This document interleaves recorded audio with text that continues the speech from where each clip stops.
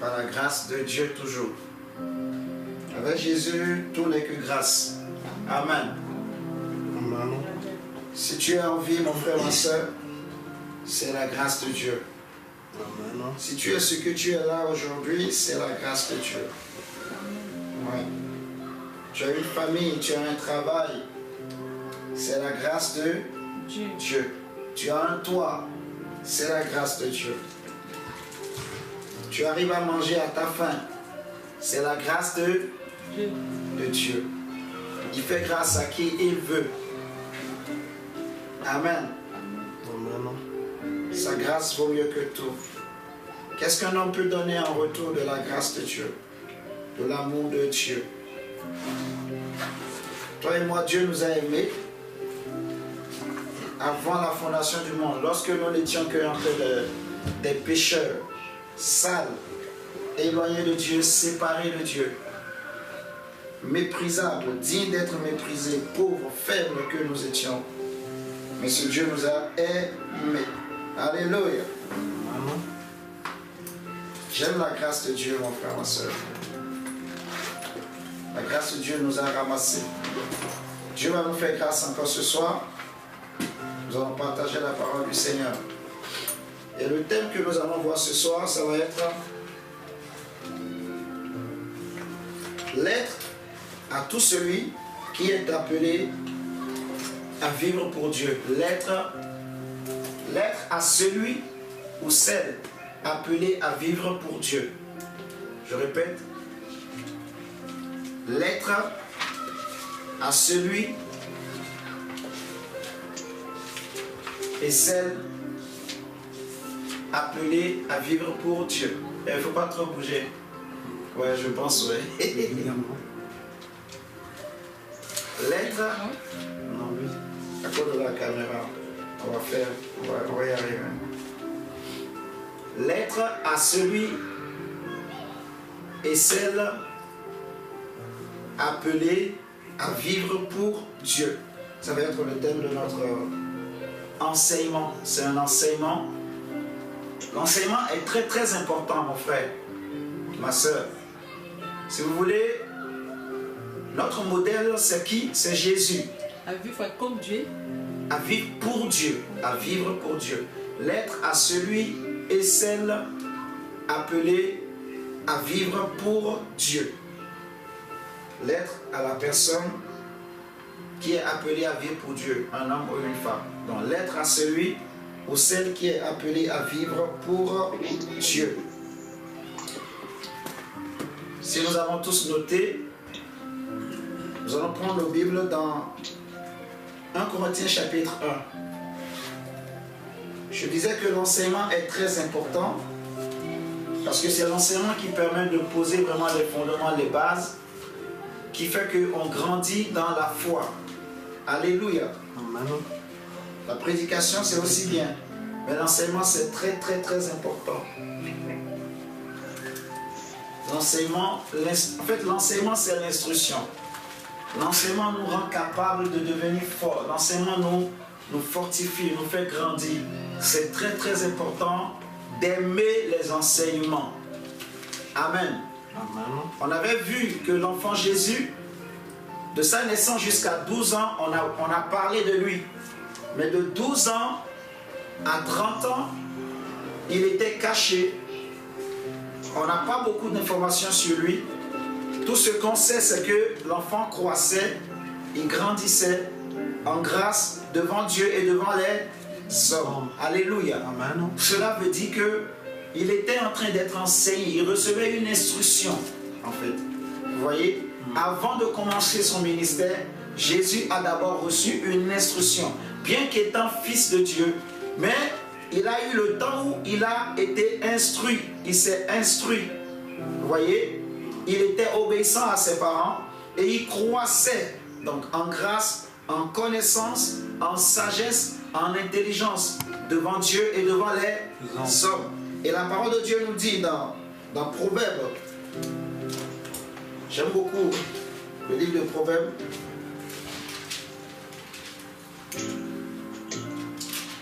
Proverbes chapitre 4, même déjà le chapitre 3, verset 1, Proverbe chapitre 3, verset 1, il est écrit, mon fils, n'oublie pas mes enseignements et que ton cœur garde mes préceptes, car ils prolongeront les jours et les années de ta vie et ils augmenteront ta paix. Je répète, mon fils, n'oublie pas mes enseignements et que ton cœur garde mes préceptes, car ils prolongeront quoi? Les jours et les années de ta vie et ils augmenteront ta paix.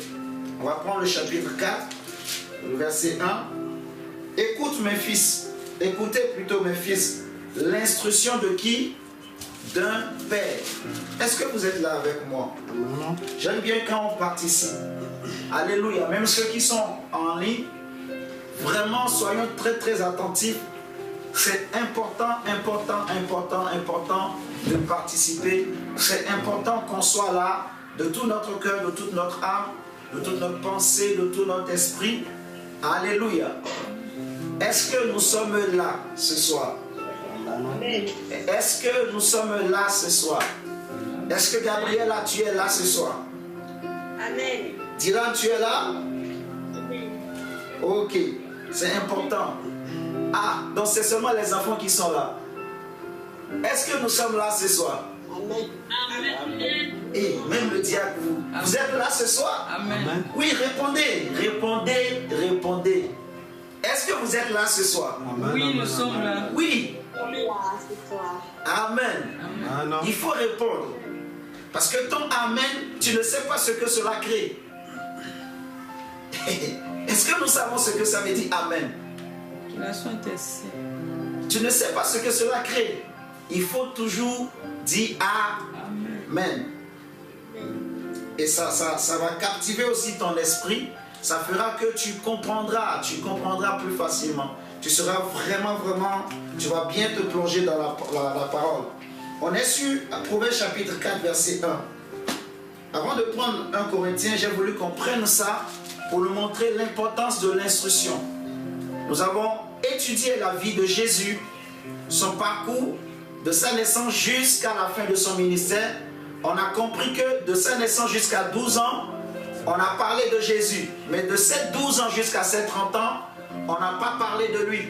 Tout ce que la parole nous dit dans Luc chapitre 2, c'est que l'enfant était obéissant à ses parents et il croissait. Vous voyez, il grandissait en sagesse, en intelligence, donc en grâce devant Dieu et devant les hommes. Ça veut dire l'instruction en fait. Pendant 18 ans, Jésus a été instruit.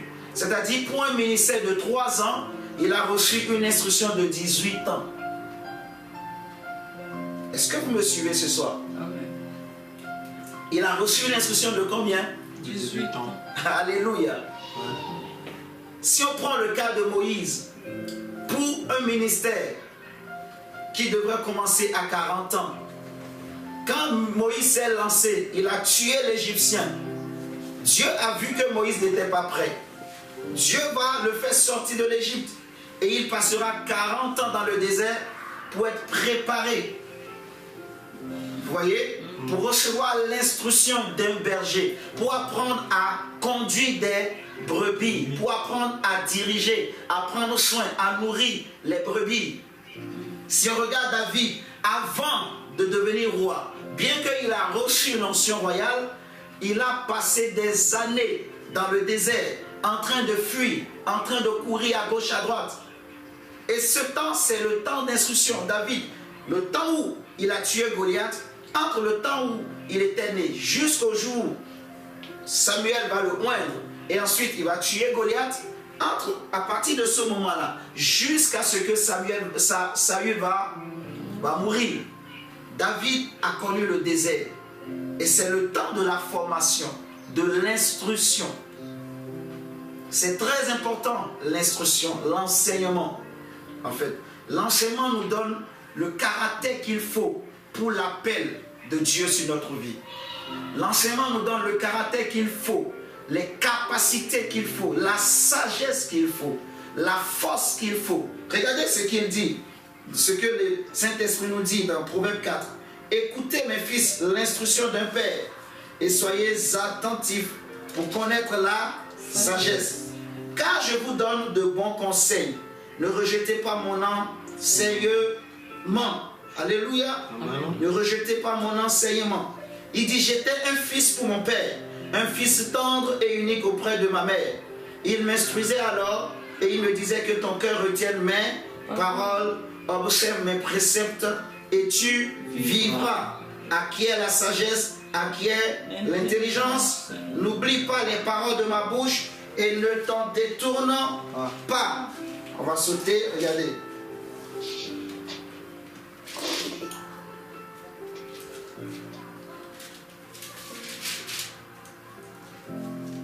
Prenez avec moi le chapitre 8. Vous allez, prenons le chapitre 8. À partir du verset 12.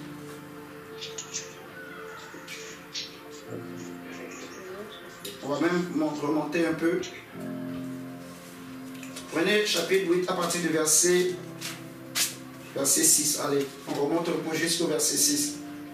Il dit, écoutez, car j'ai de grandes choses à dire. Ici, c'est la sagesse qui parle. Le verset 1 du chapitre 8 nous dit, la sagesse ne crie-t-elle pas, l'intelligence n'élève-t-elle pas sa voix? Donc, on nous dit, verset 6, écoutez, car j'ai de grandes choses à dire, et mes lèvres s'ouvrent pour enseigner ce qui est droit. Car ma bouche proclame la vérité, et mes lèvres ont en horreur le mensonge. Mes lèvres ont en horreur le mensonge. Toutes les paroles de ma bouche sont justes. Elles n'ont rien de faux, ni de détourné. Toutes sont claires pour celui qui est intelligent, et droites pour ceux qui ont trouvé la science. Préférez mes instructions à l'argent, et la science à l'or le plus précieux. Car la sagesse vaut mieux que les perles. Elle a plus de valeur que tous les objets de prix. Moi, la sagesse, j'ai pour demeure le discernement, et je possède la science de la réflexion. La crainte de l'Éternel, c'est la haine du mal, l'arrogance et l'orgueil, la voix du mal et la bouche perverse. Voilà ce que je hais, moi, la sagesse. Il dit, le conseil et le succès m'appartiennent. L'instruction nous donne la sagesse. Et dans la sagesse, il y a beaucoup de choses. Quand on dit sagesse, il ne faut pas voir automatiquement la sagesse que donne l'âge. L'âge donne une sagesse. L'expérience donne aussi une sagesse. La sagesse de la vie. Vous voyez, une personne âgée, une personne qui a vécu beaucoup, elle aura plutôt une sagesse devant certaines expériences de la vie, devant certaines situations. Vous voyez, elle aura de l'expérience, elle saura comment il faut se comporter. Vous voyez, quelqu'un qui a déjà été, je ne sais pas, et braqué une ou deux fois, s'il passe par le même coin, je crois qu'il réfléchira deux fois. Il changera son comportement, il changera son attitude, vous voyez. Comme le monsieur qui revenait de Jérusalem et qui a été attrapé par les brigands. S'il devrait repasser par le même endroit, je crois que si la première fois il était passé la nuit, il évitera de passer la nuit parce qu'il sait que la nuit c'est dangereux, il n'y a pas de sécurité. Vous voyez? Donc celui qui a vécu longtemps, voilà pourquoi on dit qu'il a de la sagesse. Les cheveux blancs, c'est le symbole de la sagesse, de la force de l'âme, du caractère. Et la sagesse, nous recevons la sagesse par l'instruction. J'insiste vraiment pour ça. C'est pour ça que je nous demande vraiment de suivre attentivement de ces derniers temps. Vous voyez, il dit au verset 14 que le conseil, excusez-moi, et le succès m'appartiennent. C'est-à-dire, celui qui a reçu l'instruction, vous voyez, il sera un homme qui a du conseil. C'est un homme aussi qui aura du succès. Le conseil et le succès m'appartiennent. Je suis l'intelligence. La force est à moi, la sagesse. Il dit, moi je suis l'intelligence, la sagesse. Donc celui qui est sage, il est aussi intelligent. Mais quelqu'un peut être intelligent et manquer de sagesse et échouer dans la vie, bien qu'il est intelligent. Comment on peut expliquer ça? Quelqu'un peut... mon frère, ma soeur, il y a beaucoup de gens, des hommes très intelligents, mais qui sont morts bêtement, qui sont morts sans réaliser le plan de Dieu pour leur vie. Vous voyez? Il y a des gens de grands ministères qui ont échoué, bien qu'ils ont l'intelligence, mais ils ont manqué de sagesse. Ils n'ont pas pris le temps de recevoir l'instruction. Alléluia. Amen. Donc c'est très important. Il dit, je suis l'intelligence, la force est à moi. Donc il y a une force qu'on reçoit par la sagesse qui vient de Dieu. Ça, ici on ne parle pas de la sagesse que donne l'âge. Non. On parle de la sagesse qu'on reçoit de Dieu. Amen. Il dit, par moi les rois règnent. Quand je lisais ça, ça m'a vraiment fait du bien. Par moi la sagesse, c'est par moi que les rois arrivent à faire asseoir leur trône, leur règne. Alléluia. Amen. Par moi les rois règnent et les princes ordonnent ce qui est juste. Vous voyez, la sagesse, elle est là, elle est disponible à tout celui qui la désire, tout celui qui l'appelle. La parole de Dieu va nous dire que appelle-la ma soeur, mon ami. Il dit, par moi gouvernent les chefs, verset 16, les grands, tous les juges de la terre. Vous voyez, on peut s'arrêter déjà là. Donc l'instruction est très très importante. Et moi je peux dire que l'instruction c'est égal à la sagesse. Parce que c'est ce qui nous donne la sagesse. Alléluia. Amen. C'est l'instruction qui va nous changer. C'est l'instruction qui va nous transformer au travers de la sagesse qu'elle va nous communiquer. Vous voyez, Jésus dira aux Juifs que Jean-Baptiste est venu. Il va dire à qui je peux comparer ce peuple. Ce peuple est comme des enfants qui sont sur une place publique. On a chanté des chants de lamentation, mais ils n'ont pas dansé. Et ils ne se sont pas lamentés. On a joué la flûte, ils n'ont pas dansé. Car Jean-Baptiste est venu, ne mangea pas et ne buvant pas. Mais on a dit que comment un homme peut-il vivre sans manger et boire? Donc il est possédé. Ce n'est pas un démon qui arrive à faire ça. Mais le Fils de l'homme est arrivé, mangeant et buvant. On a dit que encore lui aussi, il a un démon. Alléluia. Mais la sagesse de Dieu a été glorifiée. Et c'est ce que je voulais attirer notre attention sur ce thème-là, sur la fin, ce que Jésus va dire. Dans toutes ces choses, la sagesse est glorifiée. Vous allez bien comprendre l'importance vraiment que, en fait, ce que le Seigneur veut qu'on ait, c'est aussi la sagesse. Vous allez bien comprendre avec moi. C'est pour ça que j'insiste sur l'instruction. L'instruction. Si vous avez bien compris tous ces enseignements qu'on est en train de voir, beaucoup de chrétiens sont des fils, mais ils se comportent comme des esclaves, ils se comportent comme des étrangers, tout simplement par manque d'instruction. C'est l'instruction qui vient réveiller l'enfant. C'est l'instruction qui donne à l'esprit de l'homme la connaissance dont il a besoin. C'est l'instruction qui vient guérir l'âme de l'homme, qui vient transformer. C'est pour ça que Jésus dit, vous connaîtrez. Or, pour connaître, il faut recevoir l'instruction.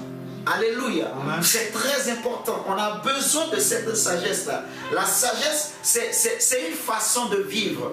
C'est une façon de se comporter. C'est une façon d'aborder les problèmes de la vie, les situations de la vie. Vous voyez? C'est une façon de servir Dieu, de marcher avec Dieu. Donc, si on a la sagesse, elle va nous donner une force. Elle va nous donner le succès. Elle va nous rendre capables de pouvoir servir Dieu, de régner. Vous voyez? On peut avoir la grâce, on peut avoir la bénédiction de Dieu, on peut avoir le don, on peut même avoir la richesse. Mais si on n'a pas la sagesse, on ne saura pas quoi faire de cette richesse, on va la dilapider. Vous voyez ce que je dis? Amen. On peut devenir même roi, comme le fils de Nabucodonosor, qui est devenu roi, mais il a manqué de sagesse. Parce qu'il savait ce que son père avait fait, mais malgré ça quand même, il a accepté de prendre les coupes qu'on avait ramenées du temple de Jérusalem. Et il avait accepté de boire du vin avec les prostituées. Et c'est à cause de ça que son royaume a été détruit, sa royauté a été détruite, sa vie a été écourtée. Vous voyez? La sagesse est importante. Quand tu as la royauté, tu as un Dieu te donne un trône, il te positionne quelque part, il met en toi une grâce. C'est la sagesse qui te permettra vraiment de faire asseoir ton règne. La sagesse te permettra de faire en sorte que même tes ennemis, ils vont te laisser tranquille. Si vous regardez la vie de David, David était un homme de guerre. Un homme qui faisait tout le temps des guerres. Il a voulu construire le temple à Dieu, pour Dieu. Le Seigneur lui a dit, ce ne sera pas toi, mais ce sera ton fils Salomon. Vous voyez? Et si vous comparez le règne de David, le règne de Salomon, il n'a fait aucune guerre. C'est seulement vers la fin de sa vie, quand son cœur a commencé par se détourner de Dieu, que Dieu va lui susciter des ennemis. Vous voyez? Mais ça n'a pas duré.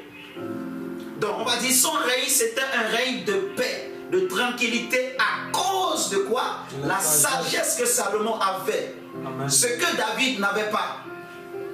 Vous voyez? David était roi. Il savait comment diriger le royaume. Il savait comment aimer Dieu. Il savait comment faire que le peuple puisse le servir. Vous voyez? Donc David a été le plus grand roi en Israël.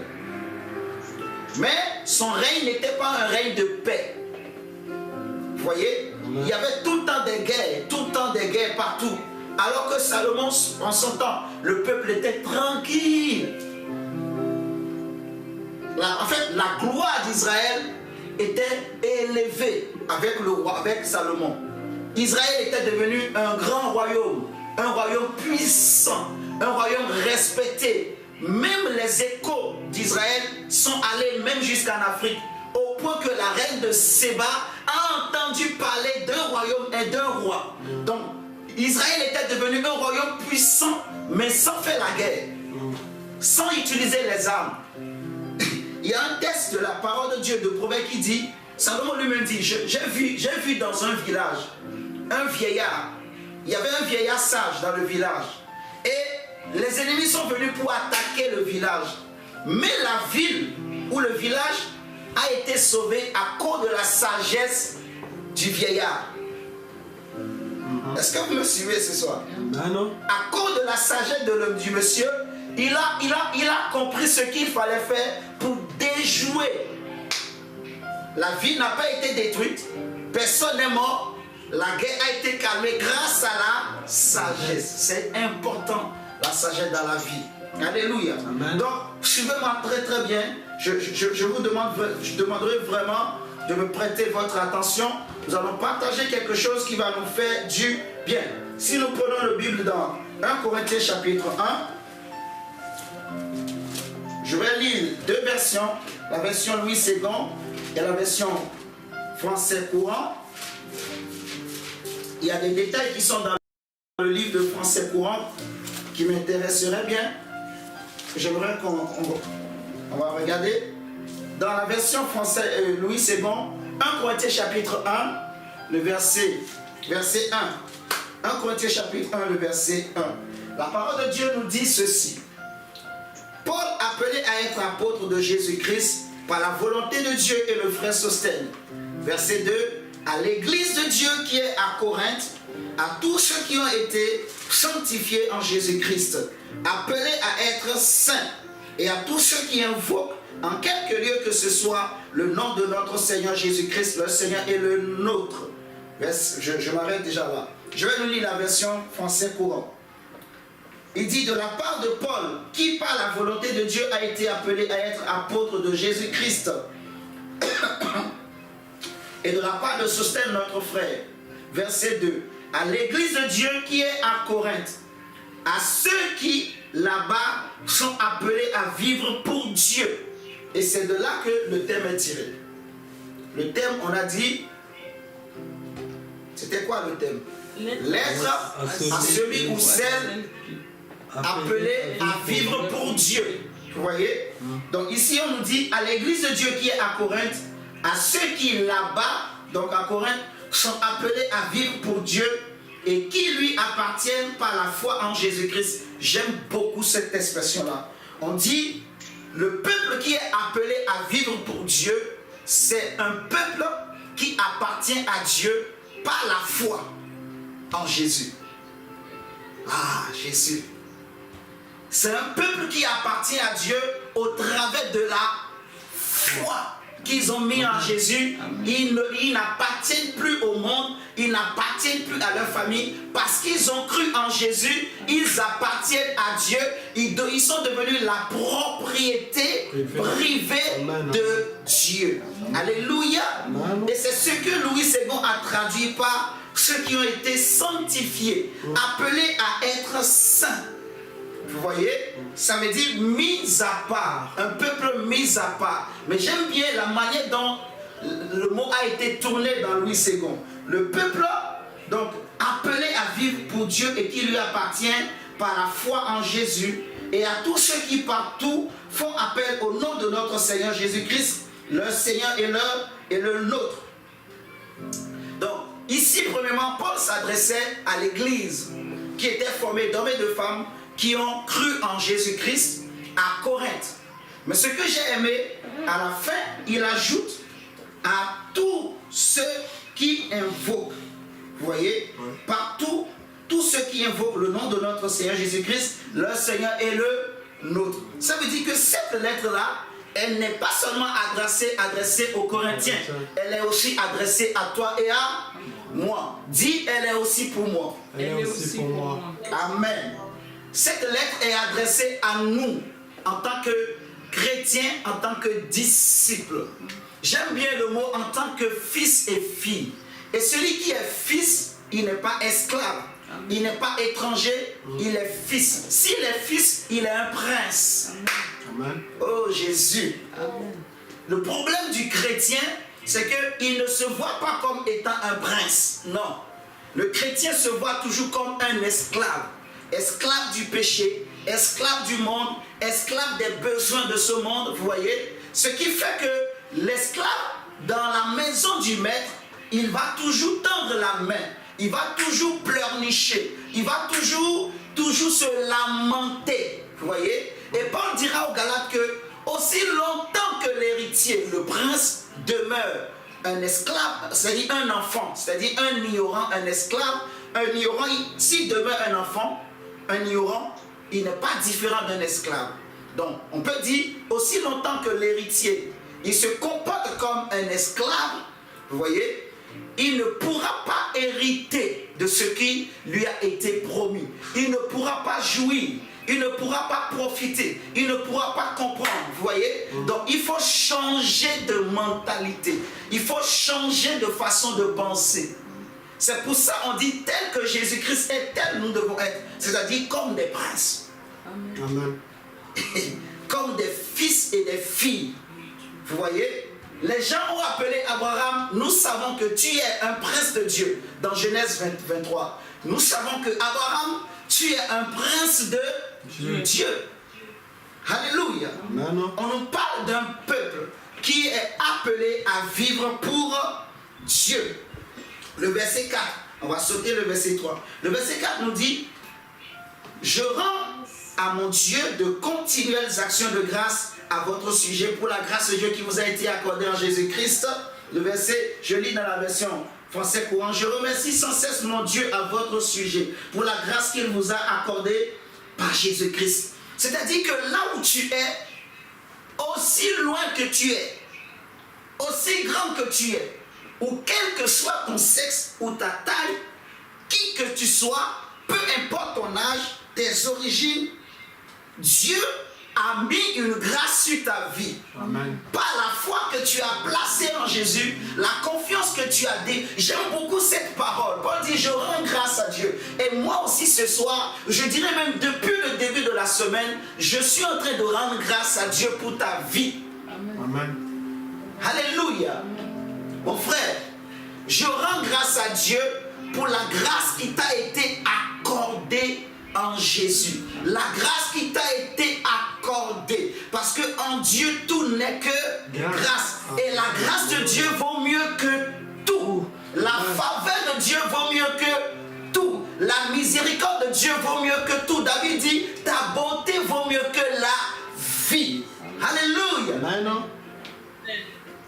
Il dit: je rends grâce à Dieu pour la grâce qui vous a été accordée par Jésus-Christ. En effet, dans l'union avec le Christ, vous avez été enrichis. J'aime beaucoup ça. Dans l'union avec le Christ, vous, l'église de Jésus, les princes et les princesses, les fils et les filles du roi des rois, vous avez été enrichis de tous les dons. Je vais nous lire la version Louis II, parce que c'est la version que beaucoup ont. On dit, car en lui, verset 5, en lui vous avez été comblés de toutes les richesses qui concernent la parole et la connaissance. Et le mot richesse, c'est ça qu'on a traduit par don dans la version français courant. Vous avez été enrichis de tous les dons, en particulier tous ceux de la parole et de la connaissance. J'aime bien la précision de toutes les richesses ou de tous les dons. C'est-à-dire que tu as été comblé de toutes les richesses. Tu as été enrichi de tous les dons. Tous les dons qui peuvent exister sont en toi. Amen, amen. Oh, je crois que tu n'as pas bien compris. Je suis, mon frère, ma soeur, je répète, à cause de la grâce que Dieu t'a accordée, prince de Dieu ou princesse de Dieu, en Jésus, Dieu t'a accordé une grâce exceptionnelle, une grâce particulière. La grâce que Dieu t'a donnée, David n'a pas eu la même grâce. Je te dis la vérité, mon frère. Je te dis la vérité. La grâce que Dieu t'a donnée, même David n'a pas eu la même grâce. Oh Jésus, je répète que même David, l'homme selon le cœur de Dieu, n'a pas eu la même grâce que tu as eue. Moïse n'a pas eu la même grâce. Abraham n'a pas eu la même grâce que Dieu t'a accordée en Jésus-Christ. Amen.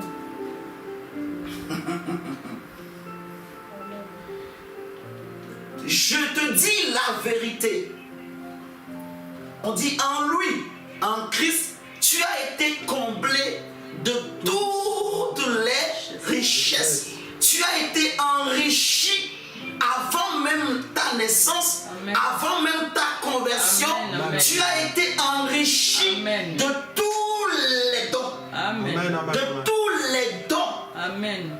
De tous les dons. Amen. Les dons spirituels et les dons physiques. Amen. Les dons célestes et les dons terrestres. Tu as été enrichi, tu as été comblé, Amen. tu as été doté de tous les dons. Amen. Et je sais que là où tu es, quand tu regardes ton corps, quand tu regardes tes mains, peut-être tu ne vois rien. C'est normal. Parce que tu regardes avec le soleil, tu t'appuies sur ce que le soleil t'a montré. Mais si tu entres en toi-même, tu entres en toi-même et tu te laisses éclairer par la vérité éternelle de Dieu. Tu te laisses éclairer par Jésus-Christ de Nazareth, par la lampe de l'Éternel qui est en toi. Si tu entres en toi-même, tu entres dans ton cœur comme le fils prodige. Pendant longtemps, il a dilapidé la richesse, l'héritage, tous les dons qu'il avait reçus. Il a demandé, le Père lui a donné. Il a tout gaspillé. Mais lui-même, quand il est rentré en lui-même, alors qu'il manquait même de quoi manger, il voulait manger la nourriture des cochons, mais on n'a pas voulu lui donner. Tu vois, quand un enfant se comporte comme un esclave, un chien, il est prêt même à manger la nourriture des cochons. Or, c'est la nourriture des esclaves. L'esclave, on peut lui donner même les courgettes des cochons. On peut lui donner même à boire l'eau des cochons, l'eau empoisonnée, tu vois. Mais quand le fils est rentré en lui-même, tant qu'il n'était pas rentré en lui-même, il avait oublié cette information. Or, le problème, c'est que dans son intérieur, il connaissait ce qui appartient à son père. Il connaissait ce qui est chez son père. Il savait ce à quoi il avait droit. Il savait ce à quoi ceux qui vivaient chez son père avaient droit. Mais longtemps, tant qu'il regardait les cochons, tant qu'il regardait le soleil, ce qu'il savait, ce qu'il pensait, ce qu'il comprenait, ce qu'il voyait, c'est que j'ai faim. et qu'il y a la nourriture des cochons. La seule nourriture que je vois devant moi, c'est la nourriture des cochons. Mais quand il rentre en lui-même, il y a une vérité, il y a une information qui était stockée dans son intérieur, dans son esprit. Et la lampe de Dieu qui était en lui a commencé par l'éclairer. L'information est remontée des profondeurs de son être, vous voyez. Et il a commencé par réaliser. Mais oui, il n'y a pas que ça comme nourriture. Il y a meilleur que cette nourriture. Il y a une autre nourriture qui existe et à laquelle j'ai droit, que je peux aller récupérer. Amen. Alléluia. Amen. Oui, mon frère, ma soeur, tu as été enrichi de tous les dons. En Christ, tous les dons. Et je sais que par la grâce de Dieu, tu vas bien me comprendre. Mais je te supplie, suis-moi très bien. Alléluia. Amen. Est-ce que tu es là avec moi? Amen. Est-ce que tu es là avec moi? Amen. Est-ce que tu es là avec moi?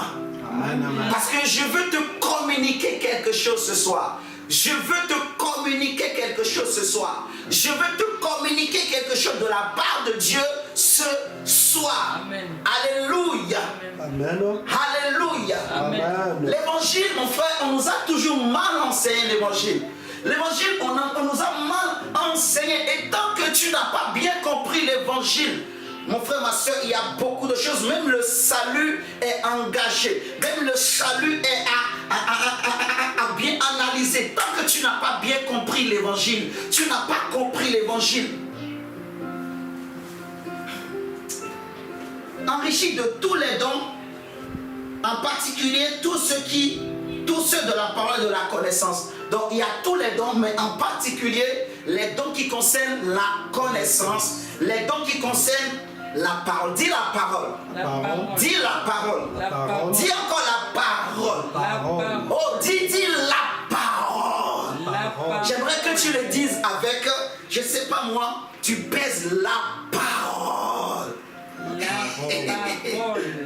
Tu sais pourquoi, mon frère? En fait, la parole. La parole. Amen. La parole. Amen. Qui était au commencement. La parole qui a créé toutes choses. Et la parole qui fait tout.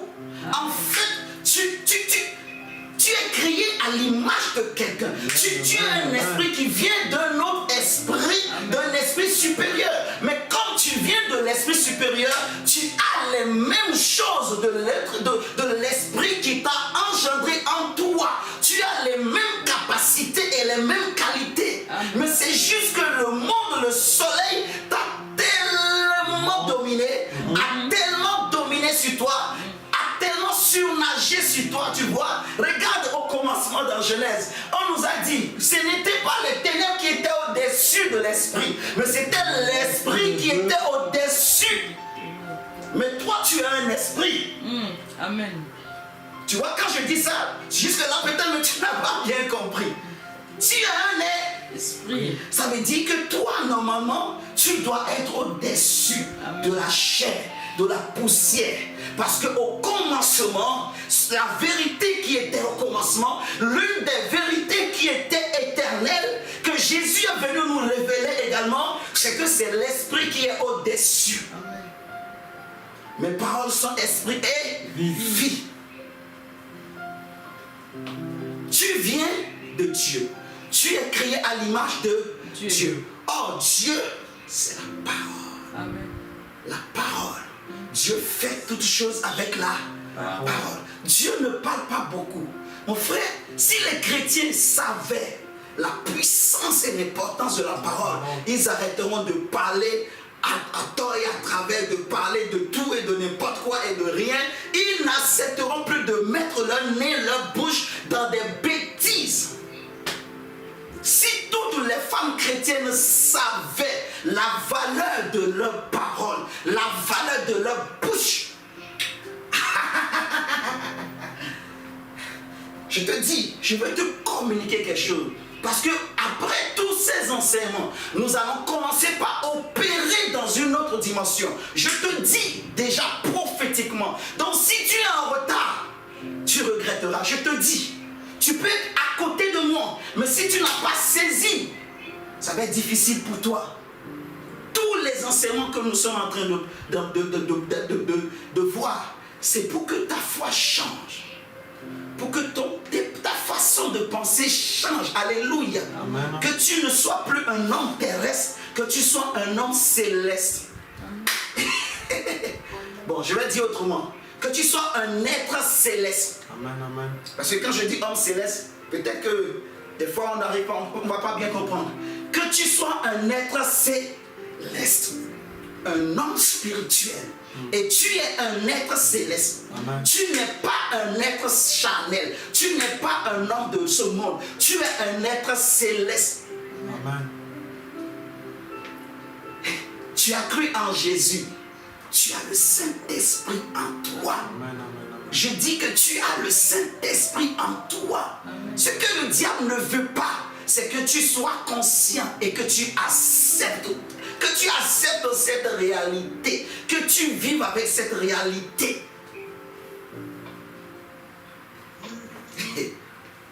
Alléluia. Amen. On dit, le verset 6, nous allons évoluer. Le témoignage de Christ ayant été solidement établi parmi vous, de sorte qu'il ne vous manque aucun don. Vous voyez, il ne vous manque aucun don. Et tous les dons de la parole et de la connaissance t'ont été accordés. Tu as tous les dons, mais en particulier les dons de la parole et de la connaissance. Parce que le meilleur des dons, le plus grand de tous les dons, ce n'est pas l'argent, ce n'est pas le travail, ce n'est pas le succès, mais c'est la parole, c'est la connaissance. La connaissance dont on parle ici, ce n'est pas la connaissance qu'on reçoit sur les bancs de l'école. Ce n'est pas la connaissance qu'on reçoit par l'expérience de la vie, non. Mais c'est la connaissance qu'on avait avant la fondation du monde, mais qu'on a perdu quand on est venu dans ce monde. Quand tu es né, ton corps t'a fait oublier beaucoup de choses que tu connais, mais que tu as tout oublié. L'homme a oublié, l'homme a oublié. Je te dis que ça dit que là où tu es, quand tu entres toi-même, même le ciel, tu connais. Tu connais les routes du ciel. Mais c'est juste, c'est enfoui dans ton esprit, dans ton homme intérieur. C'est enfoui. Le monde a tellement mis du goudron, il a mis du chikwang, il a mis des choses, tu vois, comme le fils prodige. Il a mis, parce qu'il sait que s'il ne t'empêche pas, s'il te laisse avec ces informations, mais lui, il ne pourra pas vivre. Et le diable sait, si tu restes avec ces informations, il ne pourra pas aussi te dominer. Donc il faut qu'il te fasse oublier. Vous voyez ce que je dis? C'est ce qui fait que l'homme est comme ça. Donc même à un chrétien, quand tu dis à un chrétien tu es un Dieu, c'est comme un blasphème pour lui. Alors que c'est ce que la Bible dit. C'est ce que Jésus dit. Vous allez bien, petit à petit, nous allons arriver. Et tu vas bien comprendre quelque chose ce soir. Suis-moi bien, mon frère. On dit les richesses de l'art, les dons en particulier, les dons de la parole et de la connaissance. Quand on dit la parole, toi tu vois automatiquement, au commencement était la parole. C'est ça, non? Et la parole était avec Dieu, ainsi de suite. La parole de Dieu que nous lisons. C'est pas ça? C'est ça, non? Bon.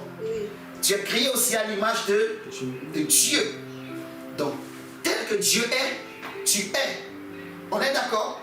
Tu es comme Dieu est. Maintenant, cette parole de Dieu, ce que tu appelles la parole de Dieu, ce que nous appelons la parole de Dieu, si on te prend là où tu es aujourd'hui, on fait un retour dans le temps, comme les gens font dans les films. On va rebobiner le film. Vous voyez? On retourne dans Genèse, avant que Adam et Ève ne chutent. Cette parole-là, elle était avec toi. Elle était dans ta bouche. Je vais te démontrer. Qui a donné les noms aux animaux? Adam. C'était toi. C'était toi. Tu as dit Adam. Tu es d'accord avec moi? Mais toi, tu étais aussi un Adam. Donc, en réalité, tu connais tous ces noms. Là où tu es, c'est dans ton nom, c'est en toi, dans ton intérieur. Tu connais tellement de choses. Mais tout ça, tu as oublié.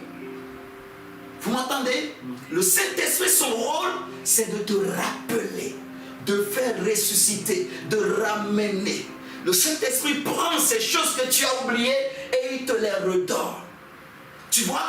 Il te montre qu'au commencement, avant que tu ne chutes, avant que tu ne tombes, il dit, voici l'homme. Ça existe au ciel. Mais quand on parle de l'homme, on ne parle pas de l'homme selon la chair. On ne parle pas de l'homme animal. On parle de l'homme spirituel. Qui est en Dieu, qui est connu de Dieu, avec qui Dieu travaille, qui est fils de Dieu, qui est héritier de Yahweh.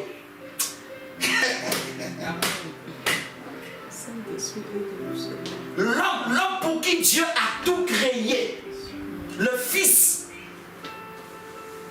On va bien comprendre. On dit que tu as reçu tous les dons, mais en particulier, ça veut dire que parmi tous ces dons, il y en a deux qui sont très importants, ou même un, mais qui donnent tous les autres. La parole et la connaissance. La parole. Parce que la parole crée.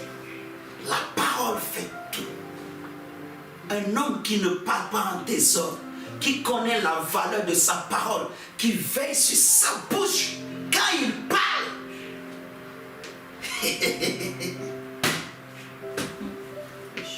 Mais le monde nous a appris.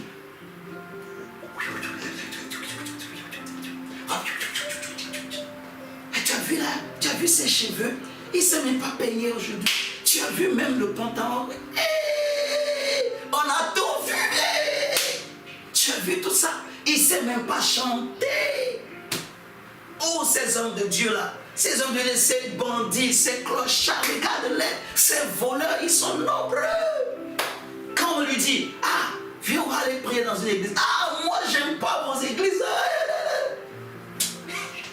Si tu savais, si tu connaissais le don de Dieu, si tu savais qui était en train de te parler, si tu savais qui était en train de t'interpeller, si tu savais qui était en train de t'attirer, si tu savais qui voulait te faire grâce, si tu savais qui voulait te rencontrer, tu n'allais jamais dire toutes ces choses. Seigneur, je suis fatigué. Seigneur, moi je ne veux plus ça. Ah, Seigneur, moi j'aime pas l'évangélisme. Ah, moi j'aime pas le diaconé. J'aime pas la sœur là. J'aime pas sa tête. Oh, j'aime pas ses cheveux. Ah, lui et moi, mon esprit et son esprit ne collent pas. Ah, moi quand mon esprit ne colle pas avec l'esprit de quelqu'un. Ah,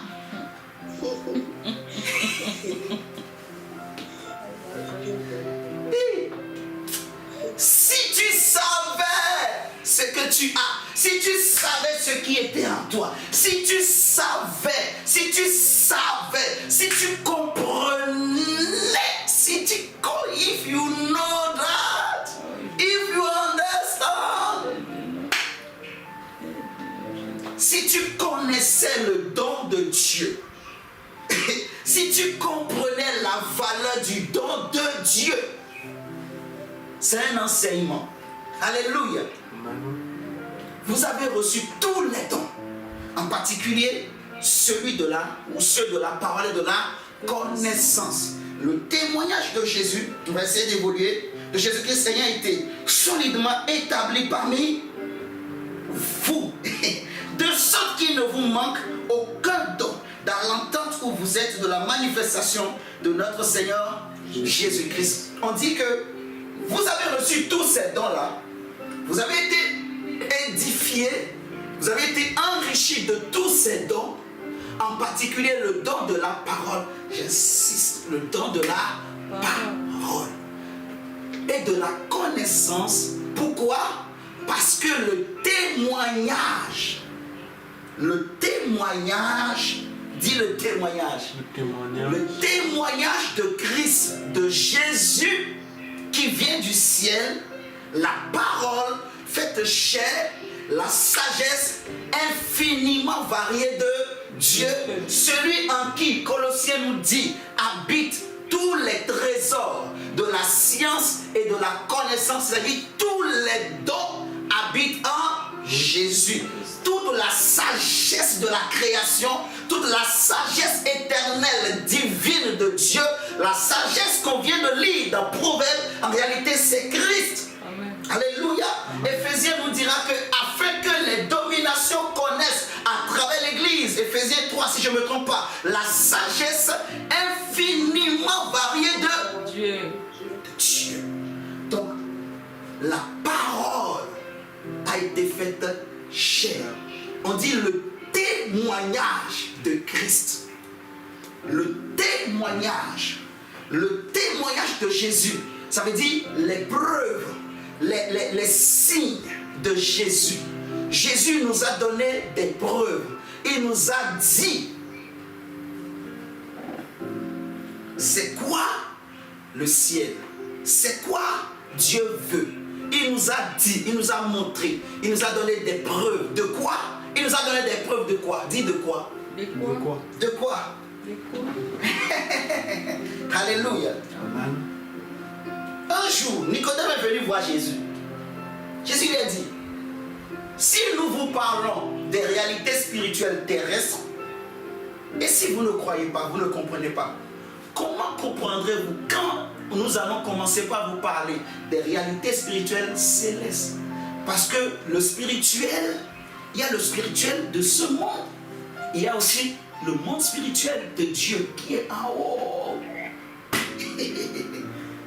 Est-ce que vous me suivez ce soir? Maintenant, il va dire, Nicodème va lui dire, Jésus va lui dire, si vous ne naissez d'en haut, vous ne pouvez pas voir le royaume de Dieu. Alors il va dire, car Dieu a tant aimé le monde qu'il a donné son Fils unique, afin que quiconque croit en lui ne périsse point, mais qu'il ait quoi? La vie. Qu'il ait quoi? La vie. Non, qu'il ait quoi? La vie éternelle. Voilà. Qu'il ait la vie éternelle. Tout celui qui croit, Dieu veut qu'il ait la vie éternelle. C'est la volonté de Dieu. Jésus dit, c'est ce que le Père veut. Il ne veut pas que tout celui qui vient à moi se perde. Le Père veut que tout celui qui vient à moi, que je lui donne la vie éternelle, que je le ressuscite le dernier jour. Amen. Alléluia. Il a dit, je ne mettrai pas dehors celui qui s'approche de moi. Donc Jésus nous a rendu témoignage de quoi? De la vie éternelle. Et tous ces dons que tu as reçus, la parole dont il est question, la connaissance que tu as reçue, c'est une connaissance qui vient de cette vie éternelle. La vie de Dieu qui était de toute éternité. C'est ce que Jésus appelle aussi toute la vérité de Dieu. La vie en fait, qui n'a pas de début ni de fin. La vie éternelle, la vie incomparable, immense, la vie de Dieu qui couvre l'univers, la vie de Dieu dans laquelle tout a été créé. Même les anges sont sortis. Amen. Ah, la vie éternelle. Ce que Dieu veut. Parce que quand Adam et Ève ont péché, ils ont gardé l'esprit de l'homme en eux. Mais cette vie-là, l'homme avait perdu. Vous comprenez? L'homme avait perdu. Et tous ces dons-là nous viennent de cette vie. On va bien comprendre par la grâce de Dieu. Regardez avec moi. 1 Jean chapitre 5. La parole. la parole.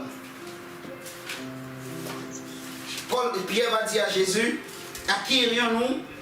Tu as les paroles de la vie, Éternel. les paroles de la...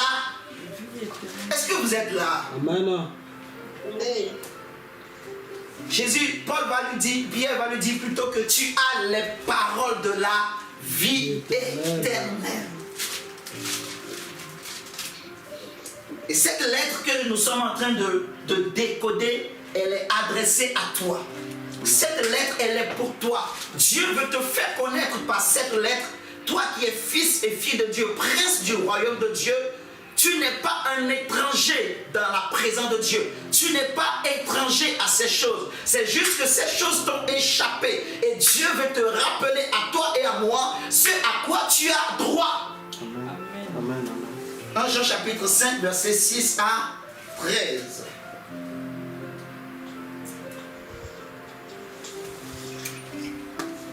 Écoute la lettre. Écoute la lettre. Écoute. Verset 6. On dit, c'est lui, Jésus-Christ, qui est venu avec de l'eau et du sang. Non avec l'eau seulement, mais avec l'eau et avec le sang. Et c'est l'esprit qui rend témoignage. Parce que l'esprit est la vérité. Car il y en a trois qui rendent témoignage. L'esprit, l'eau et le sang. Et les trois sont d'accord. Si nous recevons le témoignage des hommes, le témoignage de Dieu est plus grand. Car le témoignage de Dieu consiste en ce qu'il a rendu témoignage à qui? À son Fils. Verset 10. Celui qui croit au Fils de Dieu a ce témoignage en lui-même. Il a ce témoignage où? En lui-même. Il a ce témoignage où? En lui-même. Ça veut dire quoi? Il a ce témoignage Lui-même dans son cœur. l'intérieur. Ok, dans son cœur. Mon ami, je t'en supplie, il faut bien comprendre. Alléluia. Amen. Il a ce témoignage dans son cœur, en lui. Alléluia. Amen. Donc, pour lire ce témoignage, il faut rentrer en lui. Même. Alléluia. Amen. Celui qui ne croit pas de Dieu, celui qui ne croit pas, Dieu le fait menteur. Puisqu'il ne croit pas au témoignage que Dieu a rendu à son Fils. Verset 11. Et voici ce témoignage. Voici ce témoignage. Et voici ce témoignage. C'est que Dieu nous a donné quoi? La vie éternelle. La vie éternelle. Ce témoignage, c'est que Dieu nous a donné la vie. Éternel. Mon frère, ce que nous sommes en train de lire, c'est très sérieux. C'est très sérieux. Parce que ça veut dire que tout ce que Paul disait aux Corinthiens, que vous avez été enrichis de tous les dons, en particulier des dons de la parole et de la connaissance, à cause du témoignage de Jésus qui est établi. Il a dit solidement établi parmi vous. Il voulait dire simplement que, en fait, c'est la vie éternelle que vous avez reçue qui a produit toutes ces choses. Parce qu'on est en train de nous dire que ce témoignage que Dieu a rendu à son Fils, qu'on appelle aussi le témoignage de Christ. Alléluia. Amen. Est-ce que nous sommes en train de suivre? Est-ce que nous sommes en train de bien rapprocher les deux choses? Amen. Ce témoignage, c'est que Dieu nous a donné la vie Amen. éternelle. Amen. Amen. J'aimerais pas que tu le dises simplement comme une récitation. Prononce-le doucement. La vie éternelle.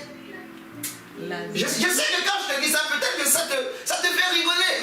La vie éternelle. La vie éternelle. Je ne te parle pas de la vie qui est en toi. Je ne te parle pas de quand tu te lèves le matin, tu vas au boulot. Je ne te parle pas de ça. Quelle est cette vie-là? Elle est terrestre, elle va rester là. Elle va rester là. Les mariages, les enfants, les travails, les boulots, aller en vacances, aller, je sais pas, aux Bahamas, aller à, je sais pas quoi, aller à Dubaï, tout ça là. Aller chauffer, aller se bronzer, c'est des vies. C'est la vie. Tu m'entends? Terrestre. La vie, porter des lunettes, ne pas porter des lunettes, porter les meilleures chaussures, mocassins, les chaussures qui coûtent plus cher, s'habiller comme un Congolais, se coiffer comme ça, être la plus belle, être vilain, être beau, être machin, ça va pourrir Alléluia. Je ne te parle pas de cette vie, je te parle d'une autre vie. La vraie vie.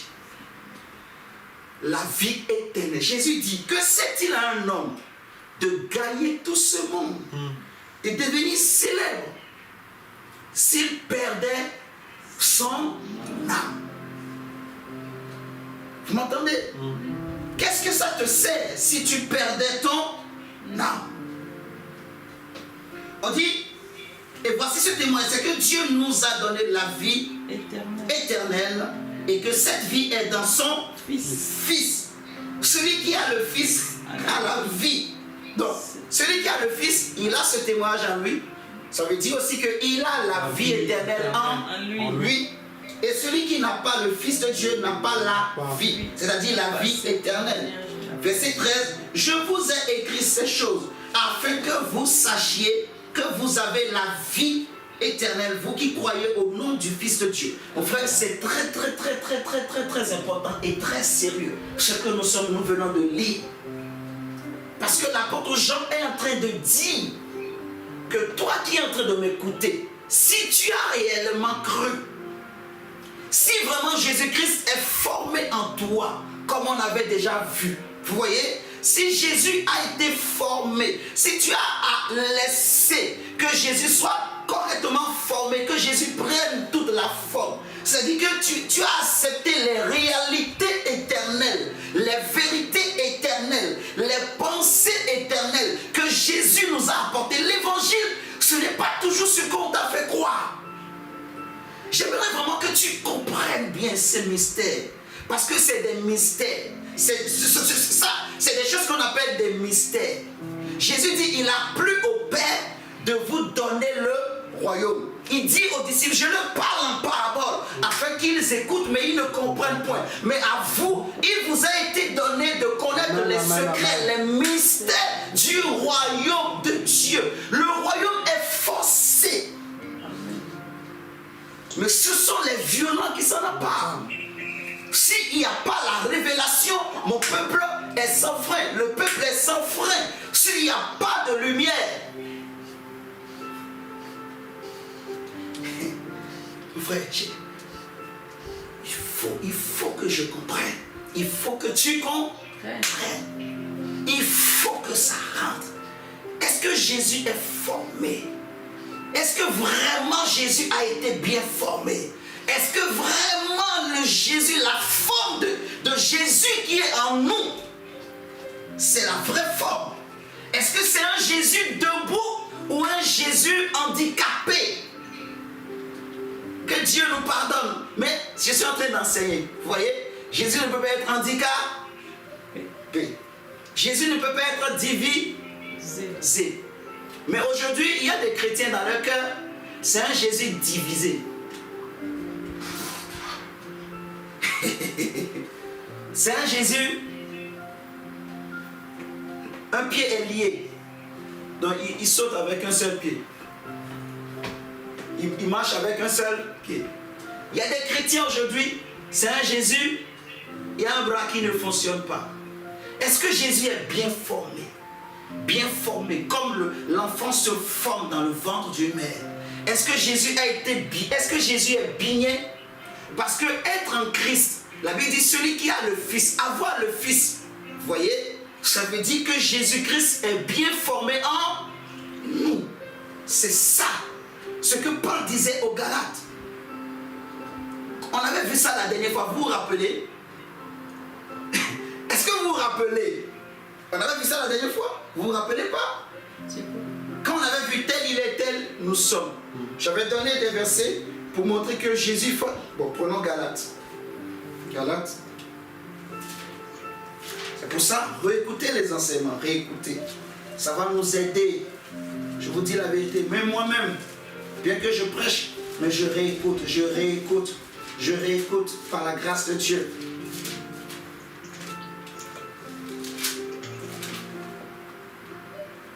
Prenons Galates chapitre 4.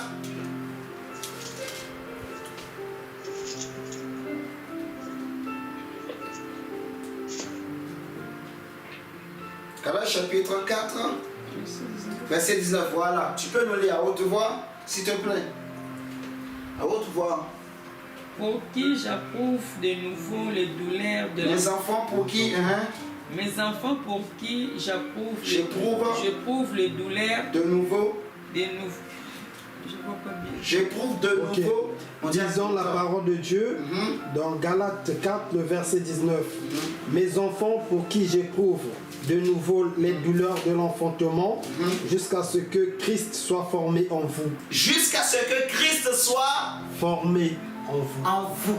Il parlait à qui? Aux Galates. Parce que Paul s'est rendu compte que le Jésus que je leur avais prêché, ce n'est plus le même Jésus en qui ils ont cru. C'est pour ça qu'il disait dans Galates 1 que si quelqu'un d'autre vous prêche un autre évangile, si vous avez reçu un autre Jésus, que ce quelqu'un-là soit maudit, même si c'est un ange. Vous voyez? Paul s'est rendu compte, il va leur dire, mais vous, aux yeux de qui Jésus a été tellement dépeint, tellement révélé, tellement manifesté. Vous avez reçu un vrai Jésus, mais à la fin, ce Jésus a changé. Le Jésus que Paul voit maintenant dans le cœur des Galates, ce n'est plus le même Jésus. Donc il est en train de se dire, il faut encore que je travaille, que je recommence à zéro pour que Jésus soit formé. Vous voyez? Donc il a commencé par éprouver de nouveau les douleurs de l'enfantement. Vous voyez? Les douleurs qu'éprouve une femme pour enfanter, pour donner la vie. Alléluia. Amen. Donc le but, être en Christ, croire en Jésus réellement, être un vrai disciple, ça veut dire que Jésus est formé, que Jésus est dans ton cœur. C'est un vrai Jésus. Et tu as bien compris qui est Jésus. Tu as bien compris le témoignage de Jésus. Tu as bien compris la doctrine de l'évangile de Jésus-Christ.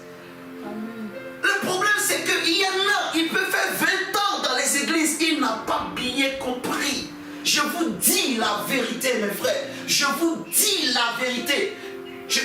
Mes frères, même les rois des temps passés ont désiré comprendre ce que Jésus nous a donné, mais ils n'ont pas compris. Les prophètes ont désiré comprendre, mais ils n'ont pas compris.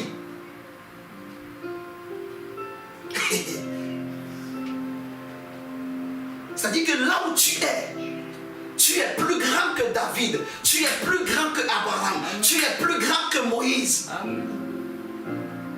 Tu es plus grand que Samson, tu es plus grand que Élisée, tu es plus grand.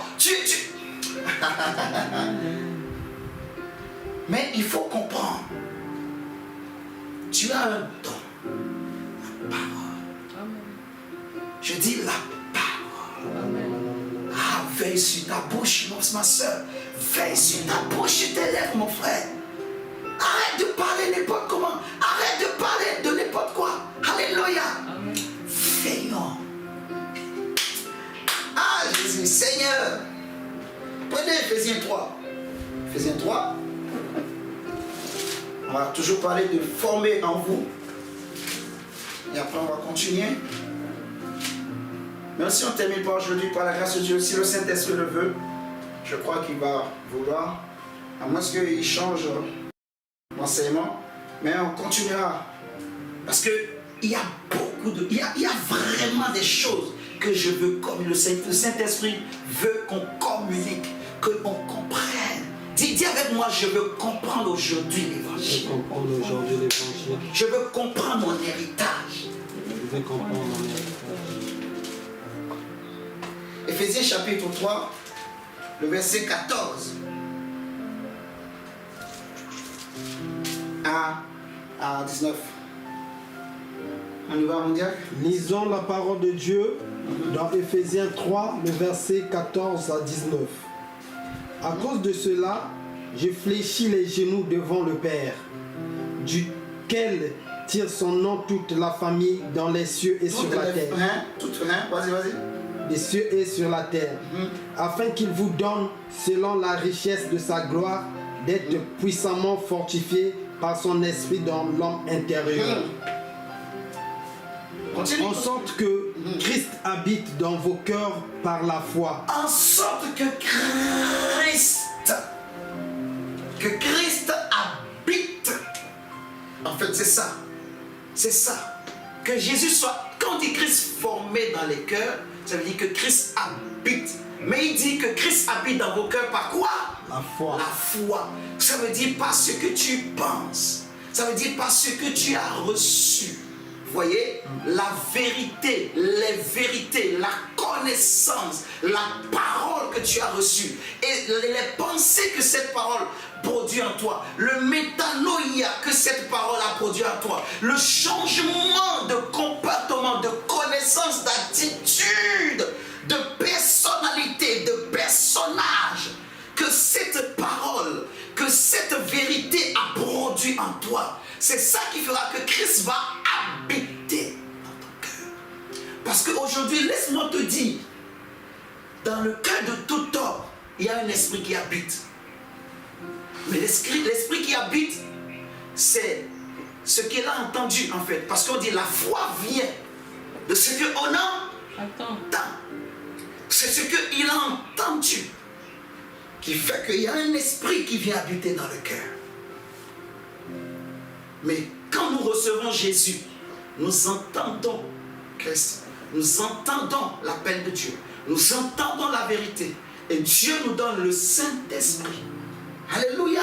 Amen. Mais Dieu veut que par le Saint-Esprit, au travers des enseignements, que Jésus-Christ habite dans nos cœurs. C'est-à-dire que le témoignage de Christ soit dans nos cœurs. C'est ça que j'appelle que Christ soit formé en nous. Être en Christ, croire en Jésus, accepter Jésus comme son Seigneur et son Sauveur, ça veut dire que Jésus est formé. Que Jésus a pris la forme. Jésus a pris une forme dans mon cœur. Jésus a pris, il a pris une identité. Il a pris une forme dans mon cœur. Jésus n'est pas un étranger dans mon cœur. Jésus n'est pas un hasard dans mon cœur. Jésus a pris une forme. Jésus est devenu un avec mon cœur. Jésus est devenu un avec mon esprit. C'est-à-dire que la façon de penser de Jésus, j'ai tellement téléchargé, emmagasiné, je me suis tellement exercé à parler et à penser comme lui. J'ai tellement compris qui est Jésus. J'ai tellement compris les choses d'en haut. De sorte que Jésus habite dans mon cœur. Vous voyez? Que Jésus habite dans mon cœur. Et l'apôtre Jean nous dit, celui qui a le Fils, il a la vie éternelle. Donc celui en qui Jésus-Christ est formé. Alléluia. Je vous laisse le temps de noter. Comment? Mais je nous supplie vraiment qu'on suit davantage. Est-ce que nous sommes en train de comprendre? Parce que c'est un enseignement. Amen. Amen. C'est vrai, je vibre un peu, mais comprenez-moi, parce que c'est des choses tellement bonnes, ça a tellement du goût. Moi-même, ça me transforme. Ça me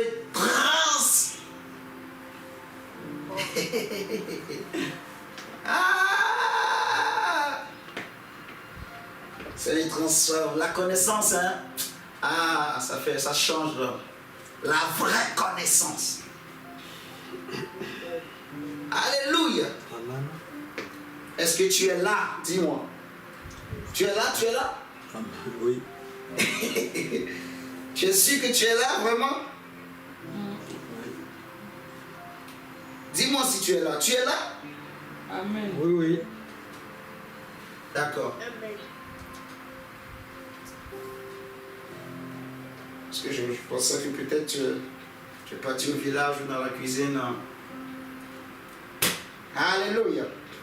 L'apôtre Jean dit, celui qui a le Fils a la vie éternelle.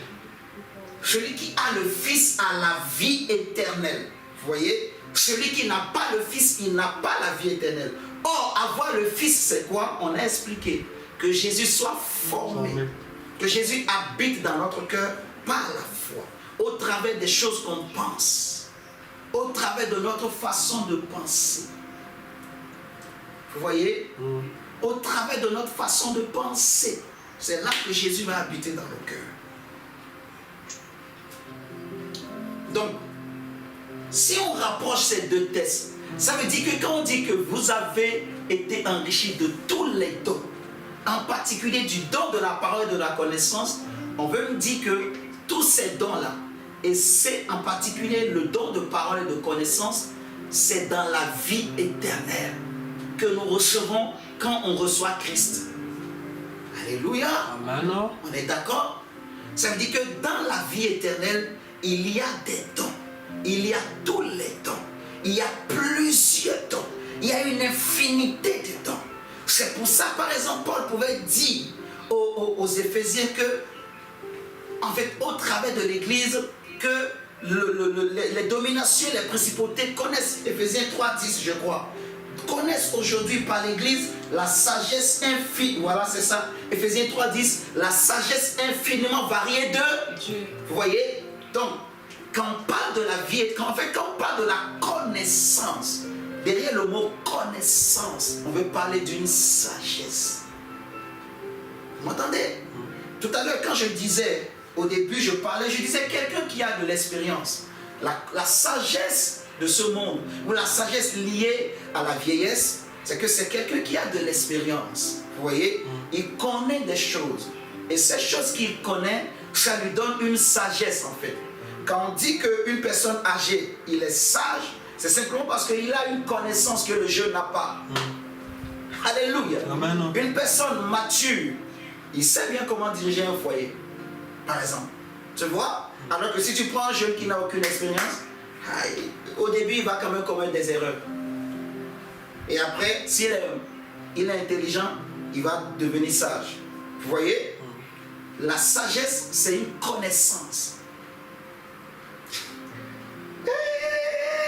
Amen. Tu es là ou bien tu as commencé par voyager. Dis, je suis là. Je suis là. Je suis là. Tu es là. Hein? Donc je répète, quand on parle de la connaissance, on veut parler d'une sagesse. Tu vois? Une sagesse. Quand on va à l'école, on va s'asseoir sur les chaises qu'on a fabriquées là, et il y a un homme qui se met devant nous. Il écrit avec la craie au tableau. Il dit, il est en train de nous transmettre sa connaissance. En réalité, sa sagesse. Vous voyez, sa sagesse de la physique, sa sagesse des mathématiques, des théories arbitraires, sa sagesse de l'abstraction, sa façon. Oh, le monde nous trompe. Tu vois un homme, on l'appelle génie intelligent. Il connaît tellement de formules. C'est-à-dire qu'il a appris tellement à vivre dans une forme d'abstraction dans ses pensées. Donc il vient là. Donc il a dans son cœur, même les yeux fermés ou les yeux ouverts, il peut voir les formules là dans son cœur. Donc il est devant vous. Il écrit Dominos A plus A EMCI X égale donc par conséquence si et seulement si. Vous voyez? J'ai A plus B au carré. Ça fait combien? Chacun va dire. Ça fait A carré plus 2AB plus quoi complète? Plus B au carré. Je n'ai pas oublié quand même. Bon, il dit, on va faire racine carrée de A au carré plus 2AB plus B au carré égale à combien? Et le Koum lève son doigt. Oui! Ça fait A plus B au carré. Ah non, c'est vrai. Ah d'accord. Bon, sortez vos cahiers. Aujourd'hui, ce matin, c'est interrogation par surprise. Donc chacun sort ses affaires. Ah, da, da, da, da. Le diacané. Ah. Il y a un autre à côté de lui là, le frère Rudel et le frère, notre frère de Paris déjà. Amen. Armel à côté là. Et le diacané dit, papa Armel, moi j'ai rien préparé. Hein. Aujourd'hui là tu vas m'aider. Rudel rigole, Rudel il est tranquille parce qu'il a bien révisé. Et Rudel est là au milieu. Quand on commence là, Rudel, quand il regarde, Ramel il dit, Il lui tend la main. Et ça fait passer comme ça aussi. On va même changer, les choses. Le frère Calais, il regarde comme ça. Le frère Amel, il a écrit, le diable Calais, lui, il regarde comme ça. Il a des lunettes, le zoom est derrière.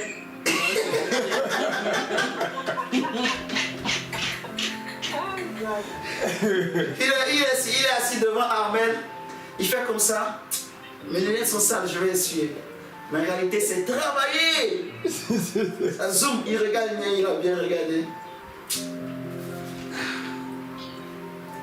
Il essuie tellement bien. Il a bien écrit. Tu vois, on lui a donné une sagesse. Il y en a qui ont compris, il y en a qui n'ont pas compris. Il y en a qui se sont exercés, efforcés. Je me rappelle quand j'étais jeune, moi j'aimais beaucoup les maths. Donc des fois, non, on nous a manipulés. Je pouvais passer des heures. Je cherche un tableau avec une craie. Torse nu ou bien là, je suis là. Même si j'ai rien à j'ai pas grand chose. Mais le fait d'avoir une craie seulement, d'être au tableau, d'être en train de marcher comme ça, je me vois avec beaucoup de cheveux comme un scientifique.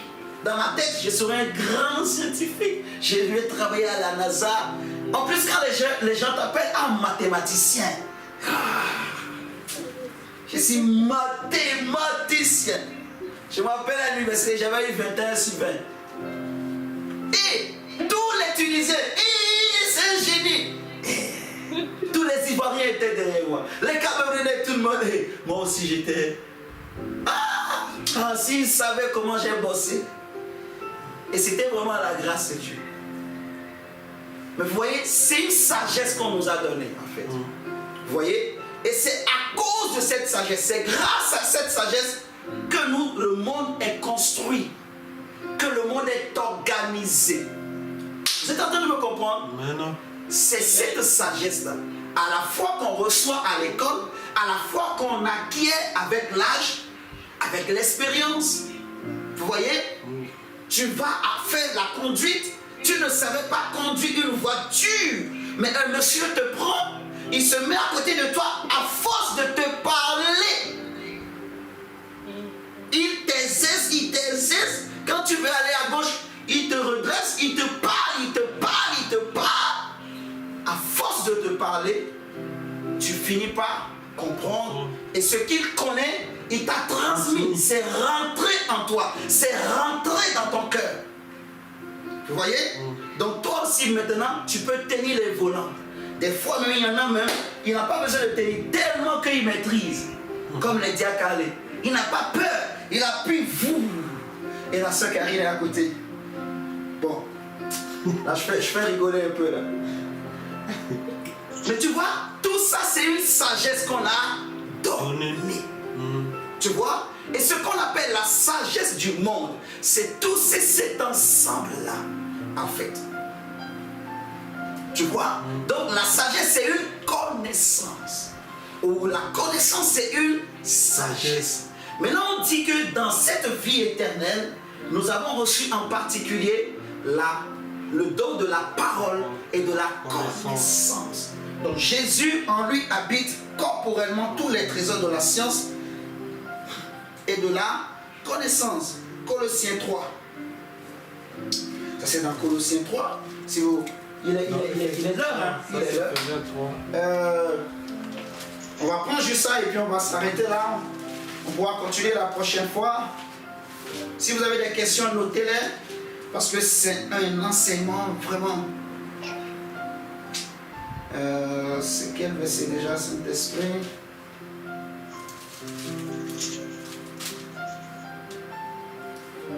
En lui habitent corporellement tous les trésors de la science et de la connaissance.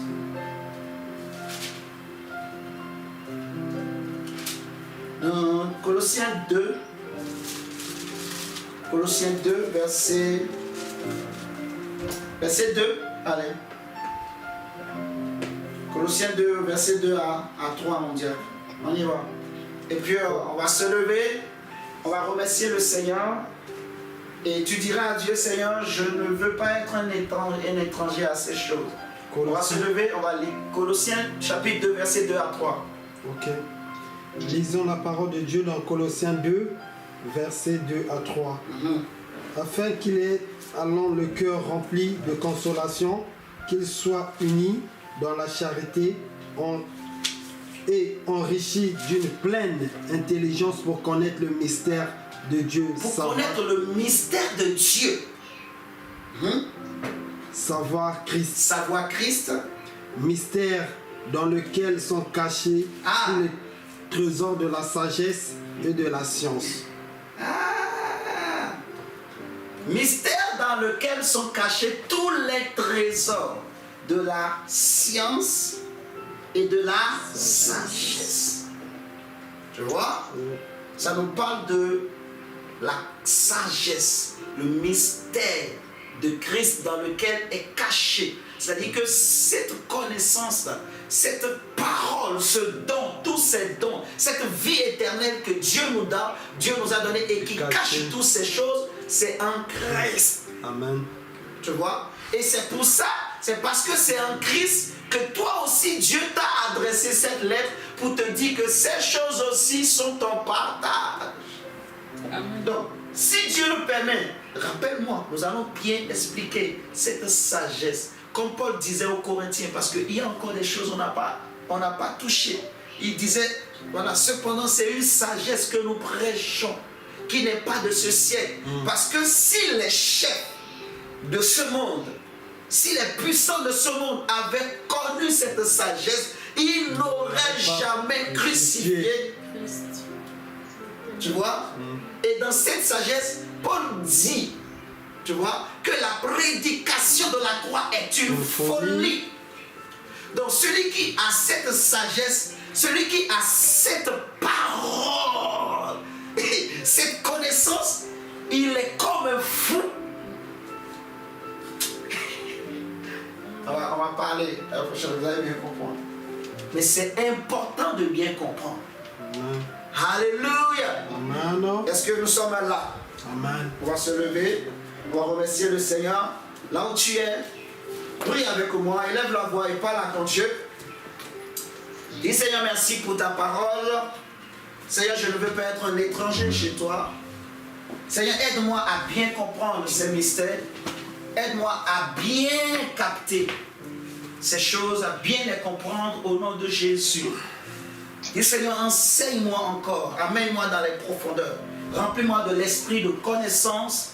Dis Seigneur, je ne veux plus utiliser ma bouche pour parler de n'importe quoi, parce que j'ai ce don de la parole en moi. Et je crois en mes paroles, je crois en l'efficacité de mes paroles. Donc je ne veux plus parler n'importe quoi, non. Je veux veiller sur ma bouche. La bouche qui parle trop ne manque pas de péché. Élève la voix et prie. Et en même temps, remercions le Seigneur. D'ailleurs, nous te remercions pour ce temps, pour ce soir. Saint-Esprit, nous croyons que tu vas nous amener quelque part. Tu nous amènes dans une gloire. Oh Seigneur, merci. Seigneur, nous te prions que ces enseignements, ces révélations, comme Seigneur, tu m'as révélé. Seigneur Jésus, qui tu es en train de nous préparer à opérer dans une autre dimension, Seigneur, de foi, une autre dimension de connaissance. Seigneur Jésus, et Seigneur, je te prie que tu prépares chacun de nos chaque cœur. Seigneur, nous ne voulons pas parler n'importe comment, nous ne voulons plus parler pour parler en vain. Seigneur, pardonne-nous toutes les fois que nous avons parlé en vain, que nous avons utilisé ce don, Seigneur, pour faire n'importe quoi. Seigneur, nous voulons utiliser ce don pour la gloire de Dieu, pour le royaume de Dieu, pour que le monde sache que tu es Dieu, pour que les dominations au travers de nous connaissent la sagesse infiniment variée de Dieu, pour manifester, Seigneur, tous ces trésors qui sont cachés en Jésus, tous ces trésors que tu as déposés en nous. Seigneur, nous te prions que tu fasses remonter toutes ces informations, ces connaissances que nous avions depuis l'éternité, tous ces trésors qui étaient cachés, que Seigneur, qui étaient cachés, que ces choses remontent, Seigneur Jésus, dans notre esprit, remonte dans nos cœurs, oh Saint-Esprit. Saint-Esprit, enseigne-nous au nom de Jésus. Nous te disons merci Père, merci pour cette semaine qui a commencé et pour ce soir. Seigneur, merci. Nous croyons que le jeudi encore, Saint-Esprit, si tu le veux, nous allons continuer et nous allons davantage aller en profondeur. Seigneur, merci. Merci. Je n'ai pas autre chose que merci à te dire. Merci. Merci pour l'œuvre, pour ce que tu es en train de faire nous. Merci Seigneur. Nous remettons cette nuit entre tes mains. Nos songes, nos rêves, notre sommeil. Sanctifie toutes choses. Sanctifie tout repas. Sois béni, sois glorifié. Bénis ton peuple, Seigneur, au nom de Jésus. Et que cette lumière, la lumière de Christ, Seigneur, demeure avec nous. Que, Seigneur, tu nous enseignes, que tu nous éclaires davantage. Au nom de Jésus-Christ de Nazareth. Amen. Amen. Amen. Amen. Amen.